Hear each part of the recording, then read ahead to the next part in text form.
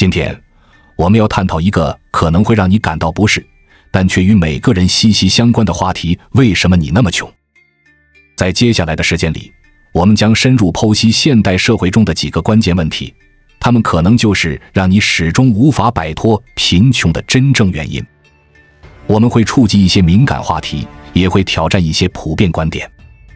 但请记住，我们的目的不是制造争议，而是希望通过理性分析，帮助大家更好地理解这个复杂的世界，从而做出更明智的人生选择。准备好了吗？让我们开始今天的探索之旅。1. 资本的游戏。在讨论贫穷问题时，很多人的第一反应就是指责资本家的剥削。但现实真的如此简单吗？让我们以当下火热的外卖行业为例，来看看这场资本与劳动力的博弈。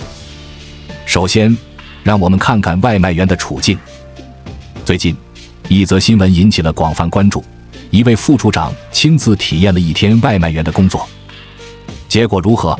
他工作了12个小时，送了5单，最终收入仅41元。这个数字令人震惊，但这真的反映了外卖员的真实状况吗？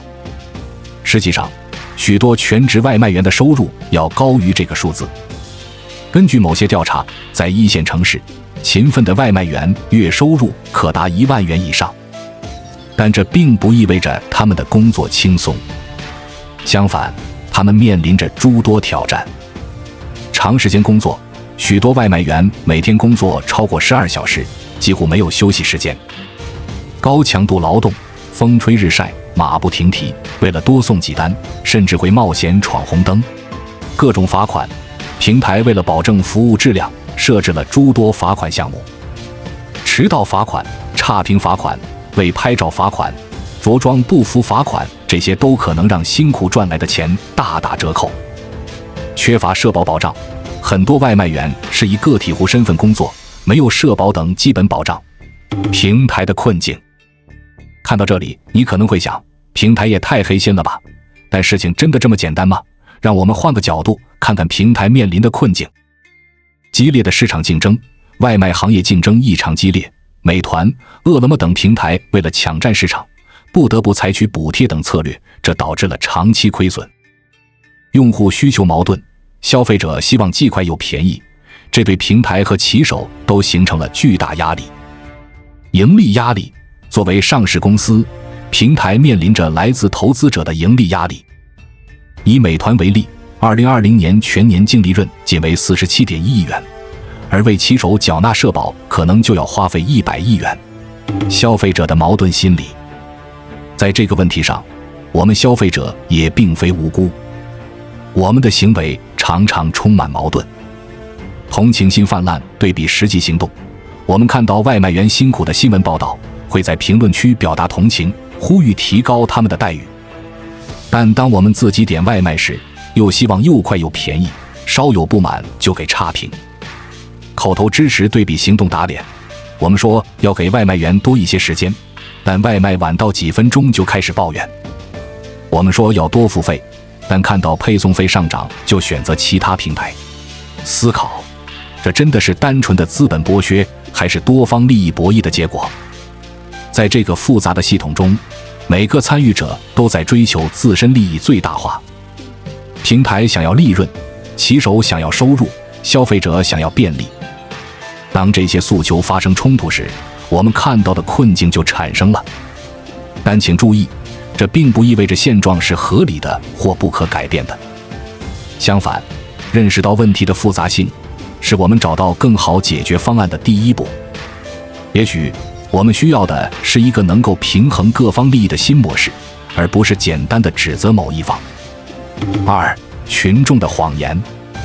现在，让我们把视角拉得更宽一些。在讨论社会问题时，人们常说群众的眼睛是雪亮的，但历史告诉我们，群众的判断并非总是正确的。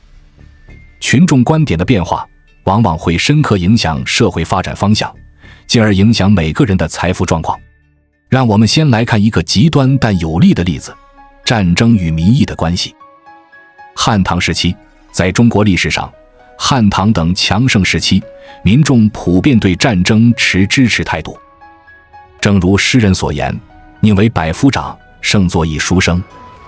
人们认为参与战争是获得荣耀和财富的途径。一战初期，1914年第一次世界大战爆发时，欧洲各国民众普遍表现出极大的热情，街头巷尾洋溢着欢欣鼓舞的氛围，爱国情怀空前高涨。反对战争的声音被视为懦弱和叛国。然而，战争的残酷现实很快就显现出来。一战持续了4年，卷入了33个国家，15亿人口，造成3000多万人伤亡，其中死亡超过1000万。国王们的下场是逃亡、下台，甚至被处决。更重要的是，战争给参与国带来了巨大的经济负担，导致民生凋敝。战后，欧洲的民意彻底转向，反战主义盛行，此前主张和平的人获得了巨大的政治优势。这个例子告诉我们，群众的观点可能会在短时间内发生180度的转变，而这种转变往往伴随着巨大的社会成本和个人损失。在我们进一步探索之前，我们有一个激动人心的消息要告诉大家，我们已经开通会员功能了。现在您可以加入我们的会员大家庭，享受会员专属影片和更多独家内容。别忘了关注才知道，并点击小铃铛，我们将继续揭示更多关于金钱的真相，助你迅速实现财务自由。在当代社会，我们同样可以看到许多群众观点与实际行为之间的矛盾。抵制房价上涨对比房价持续攀升，过去10年，不断有人呼吁抵制高房价，但房价却一路走高。为什么？因为虽然大家嘴上说不买，但只要有能力，还是会选择购房。反对约炮文化对比约会软件大火，社会舆论普遍反对约炮等行为，但探探、陌陌等约会软件却异常火爆，这反映了人们言行不一的普遍现象。支持环保对比过度消费，大家都说要环保，但看看双11的销售额就知道消费欲望有多强烈。通过这些例子，我们可以总结出群众态度的几个特点：趋利避害，人们总是倾向于选择对自己最有利的立场，即使这可能与之前宣称的观点相悖；短视，群众往往关注短期利益而忽视长远影响；情绪化，群众的观点容易受到情绪和舆论的影响，缺乏理性分析。思考，面对这种情况，我们应该如何看待舆论？个人又该如何在群众意见中保持独立思考？重要的是，我们要认识到，跟随主流观点并不总是正确的选择。在做重要决定时，比如投资、择业等，我们需要培养独立思考的能力，而不是盲目追随群众。同时，我们也要警惕自身的矛盾行为，努力做到言行一致。3、社会制度的悖论。现在，让我们把目光投向更宏观的层面——社会制度。我们生活在一个充满规则和制度的社会中，这些制度的设计初衷往往是好的，但在实际运行中却可能产生意想不到的负面效果。这些制度上的缺陷可能是许多人难以摆脱贫穷的深层原因。社会保障制度是现代社会的重要支柱，但它也面临着严峻的挑战。现收现付制的隐患，目前的社保制度主要采用现收现付模式，即用在职人员的缴费来支付退休人员的养老金。这在人口结构稳定、经济持续增长的情况下可以运作良好。但是，老龄化社会的压力，随着医疗水平提高和生育率下降，我国正快速进入老龄化社会。这意味着未来将有越来越少的年轻人来支撑越来越多的老年人，给社保体系带来巨大压力。年轻人的困扰，面对高昂的生活成本，很多年轻人已经感到入不敷出，而社保的高额缴费又进一步加重了他们的负担。更让人沮丧的是，由于人口结构变化，他们可能无法在未来获得与今天退休人员同等水平的社保待遇。这种情况下，我们看到了一个悖论：为了维持社保体系，需要年轻人缴纳更多，但过高的缴费又会影响年轻人的当前生活质量，降低生育意愿，从而进一步加剧老龄化问题。劳动法的两面性。劳动法的出发点是保护劳动者权益，但在实际执行中却可能产生一些意想不到的后果。保护对比成本，法律规定了最低工资、加班费、解雇补偿等，这些无疑增加了企业的用工成本。在某些情况下，企业可能会因此减少招聘，或者将正式工转为临时工。女性权益保护对比就业歧视，法律规定了女性员工怀孕期间的各项权益，本意是保护女性。但现实中，一些企业为了规避这些成本，在招聘时可能会对育龄女性产生偏见，反而不利于女性就业。这些例子告诉我们，好的政策意图并不必然带来好的结果，过度保护反而可能伤害到被保护群体的利益。养老金制度的不公。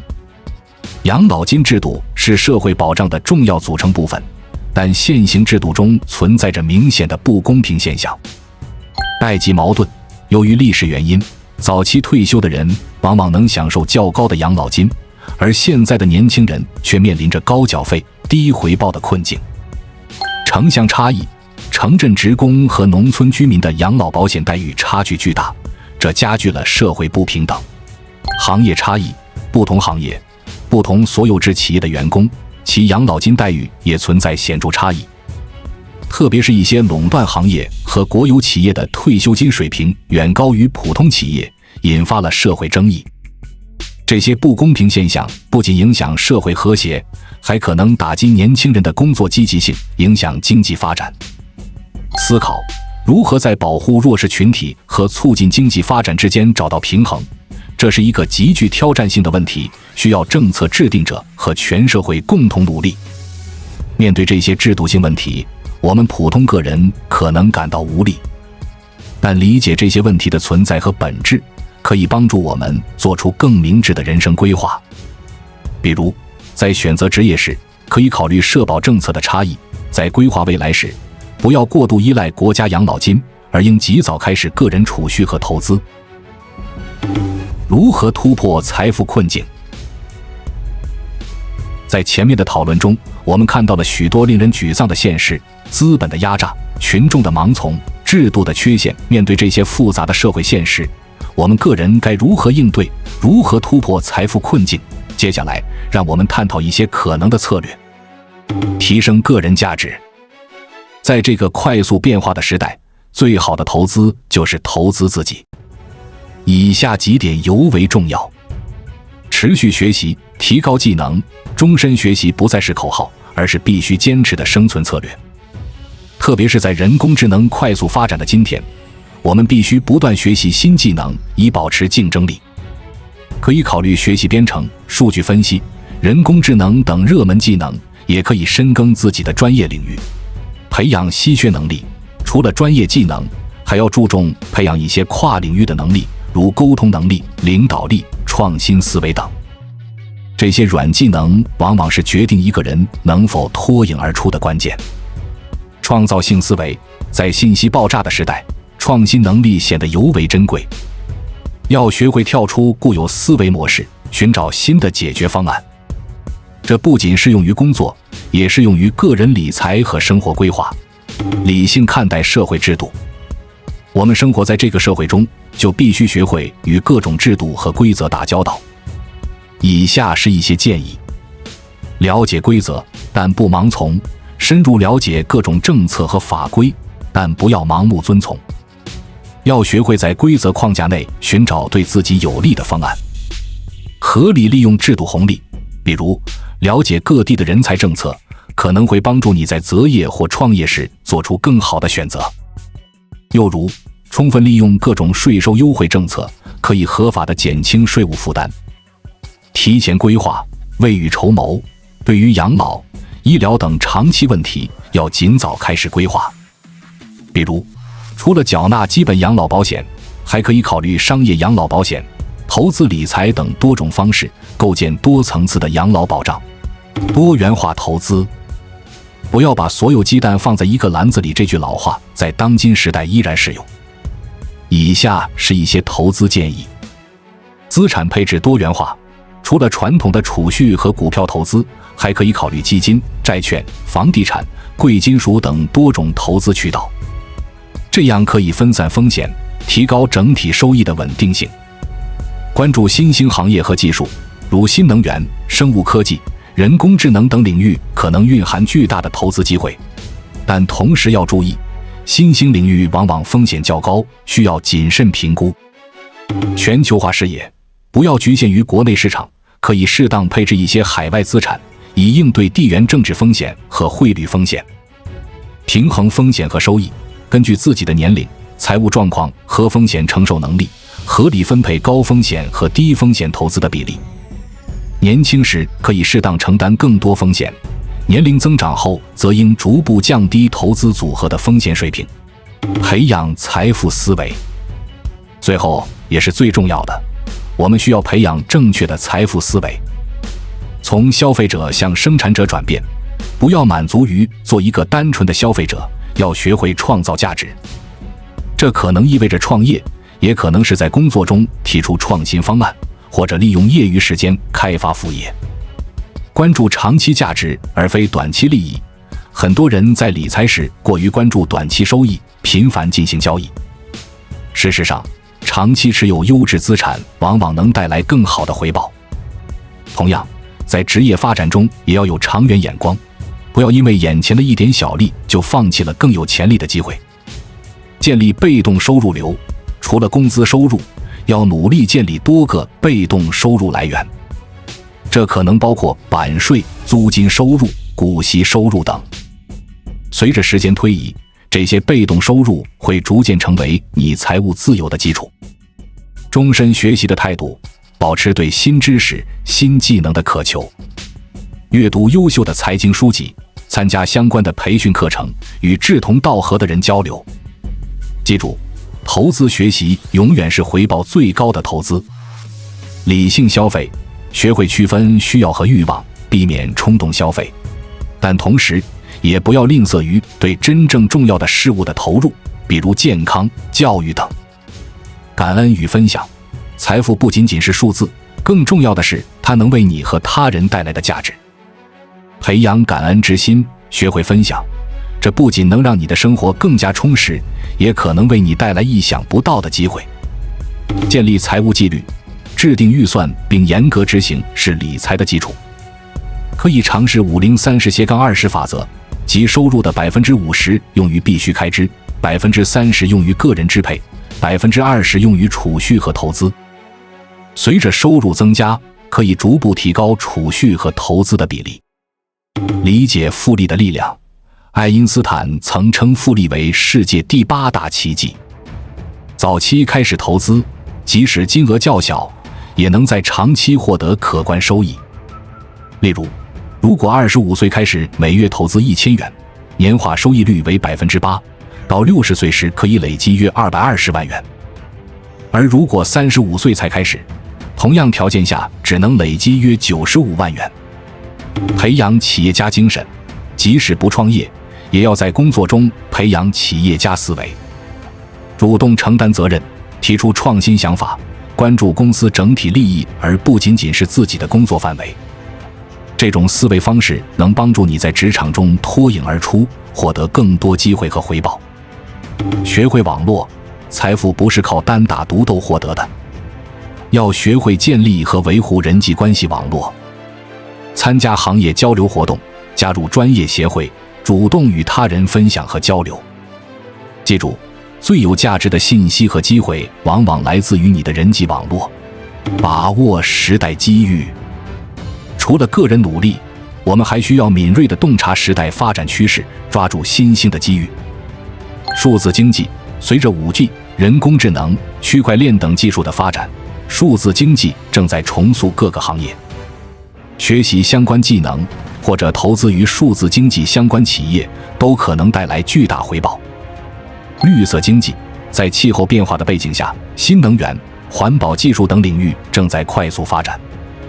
无论是就业还是投资，这个领域都值得关注。银发经济，人口老龄化带来了养老、医疗、休闲等多个领域的商机，可以考虑在这些领域寻找创业或投资机会。共享经济，从共享单车到共享办公空间，共享模式正在改变我们的生活和工作方式。思考如何利用闲置资源创造价值，或者如何利用共享平台降低生活成本。全球化机遇，尽管近年来全球化遇到一些挑战，但长期来看，全球化趋势不可逆转。学习外语，了解不同文化，关注全球市场动向，都可能为你带来独特优势。管理风险，在追求财富的过程中，风险管理同样重要。以下是一些建议：建立应急基金，至少准备3至6个月的生活费用作为应急资金，以应对突发情况。这能让你在理财时更有底气，不会因为短期困难而被迫放弃长期投资。合理使用保险，购买适当的人身保险、健康保险和财产保险，可以转移部分风险，避免因意外事件导致财务崩溃。防范诈骗，随着社会的发展，诈骗手段也越来越复杂，要提高警惕，特别是对于承诺高回报的投资项目。记住，天上不会掉馅饼，任何超出常理的高回报背后都可能隐藏巨大风险。分散投资，不要把所有钱都投入到单一的股票或者项目中。通过分散投资到不同的资产类别和地区，可以有效降低整体风险。控制杠杆，适度的杠杆可以放大收益，但过高的杠杆也会放大风险。特别是在投资股市或者房地产时，要谨慎使用杠杆，确保自己能够承受可能的损失。平衡工作与生活，追求财富很重要，但不应该以牺牲生活质量和健康为代价。以下是一些建议：重视健康投资，定期体检，保持运动习惯，注意饮食均衡。健康是最宝贵的财富，没有健康的身体，再多的钱也难以享受人生。投资关系，花时间陪伴家人，维护重要的友谊。良好的人际关系不仅能带来幸福感，长远来看也可能带来意想不到的机遇。培养兴趣爱好，工作之余发展自己的兴趣爱好，这不仅能让生活更加丰富多彩，有时候兴趣也可能转化为副业，成为额外的收入来源。追求成长而非物质，不要把所有的注意力都放在物质追求上。精神成长，如阅读、旅行、学习新技能等，往往能带来更持久的满足感。贡献社会，参与志愿活动，回馈社会，这不仅能让生活更有意义，也能拓展视野，结识新朋友，可能带来新的机会。适应变化，持续学习。在这个快速变化的时代，最重要的能力之一就是适应变化和持续学习。保持好奇心，对新事物保持开放态度，不要因为年龄增长就固步自封，要始终保持学习的激情。跟踪技术发展，即使不是技术岗位，也要了解新技术如何影响自己的行业。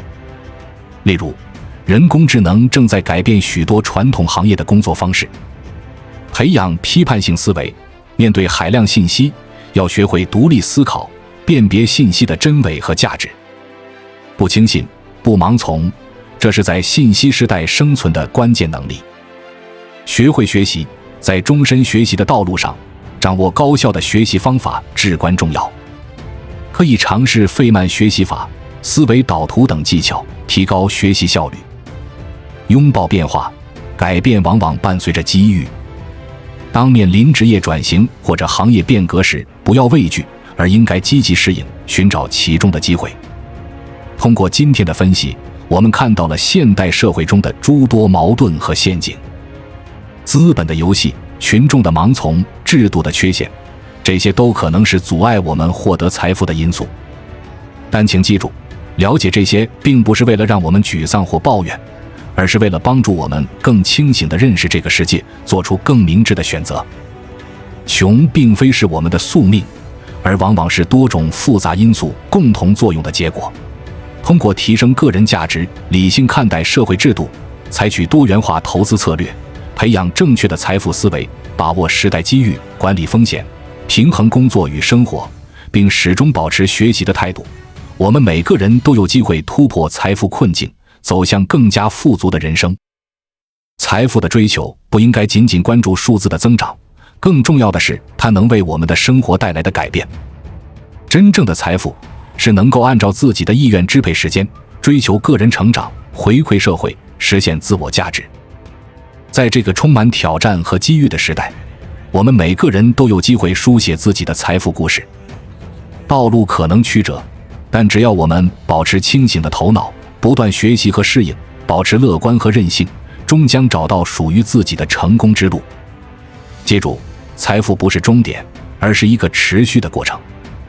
享受这个过程，珍惜每一步的成长，这或许就是最大的财富。关注我，我是才知道，带你解锁更多金钱的真相。